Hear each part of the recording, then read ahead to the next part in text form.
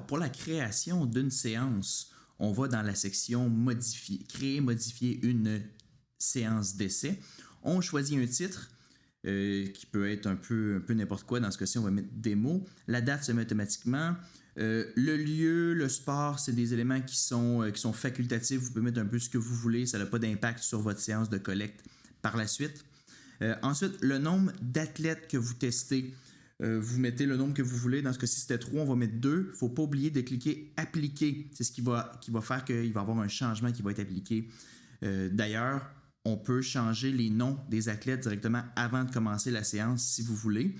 En double-cliquant sur le nom, on a accès à la modification. On peut aussi le faire en important une liste d'athlètes avec leur taille, leur poids, leur année de naissance directement dans le capteur. Ça facilite beaucoup les choses. Donc, on peut changer aussi le nombre d'essais. Vous pouvez mettre le nombre d'essais que vous voulez. Ça va juste répéter le nom dans votre liste d'essais un peu plus tard. Ensuite, il y a 3 modes d'acquisition. Il y a le départ arrêté, le départ lancé où on a déjà une vitesse initiale et le mode reculons où en fait c'est le mode où la personne se dirige vers le capteur quand elle va courir. La distance que vous voulez, vous pouvez mettre par exemple 30 mètres, on clique appliquer.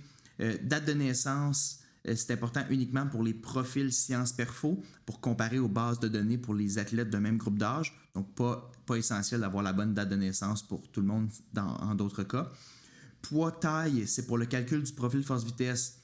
Puis on se rappelle que le poids, c'est avec l'équipement ou avec le linge. Donc, c'est le poids total.